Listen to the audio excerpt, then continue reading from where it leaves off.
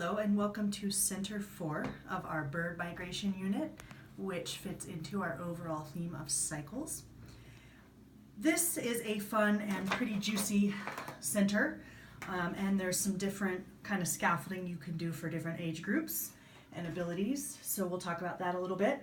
This is called Who Goes Where, and it starts by giving each child, there are 6 different birds, and there are 2 sets of each, so if you have a bigger group, hopefully your groups are 6 or smaller, but if not, you can double up on the birds and they can still each get their own card. So these are little bird passports. It has a picture of the bird, and then it has information about where they summer and where they winter, and some other interesting facts. Like, for example, the Arctic tern can fly as far as 20,000 miles a year, which I think is ridiculous and very interesting. So it gives them a chance to kind of get to know one bird. Now, once they've done that, we have a couple different options. For the smaller kids, oh, where'd my globe go? Oh, here's not blown up, but this is a globe ball that will be blown up and it will be on the elf shelf. You can kind of go through and talk about it as a group and find where they start and where they go.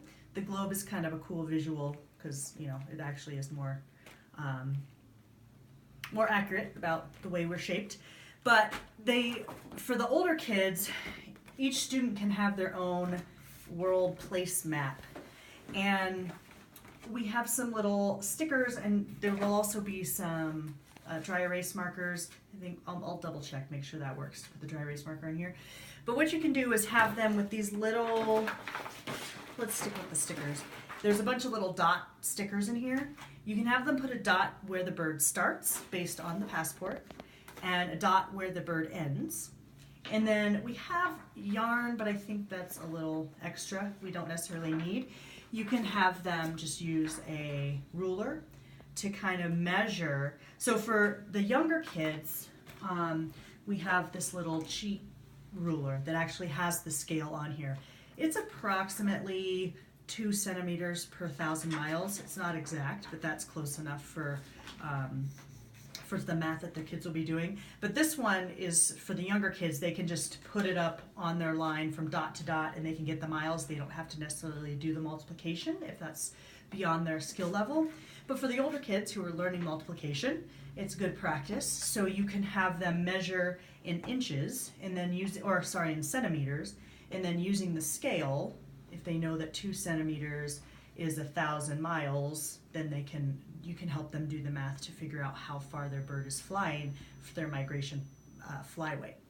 So that's a pretty cool one that puts a lot of different reading skills and math skills into the activity.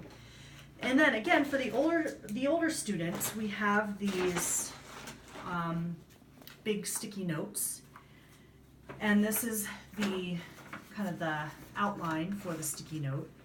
Students can make just a little outline of info about their bird.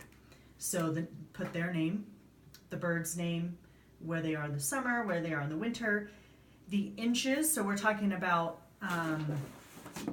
the inches on the map, and then how many miles that equals once they've done the math and figured it out. Now it says inches here, but you'll actually the scale is closer to centimeters, so you'll probably want to use the centimeters for the math. Will be a little bit more straightforward. And then there's some examples down here of student work. You can put those up if there's a big map in the room. You could maybe have them put their birds in their starting or ending location on the big map in the room. That might be kind of cool for them to see. And you can even have them, if you still have time, you can have them present like their favorite fact about their bird or something in the group before the end of the center.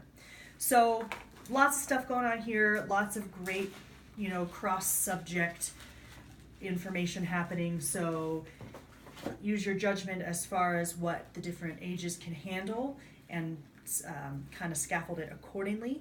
And if you have any questions whatsoever, feel free to email us at mitchellelf@gmail.com.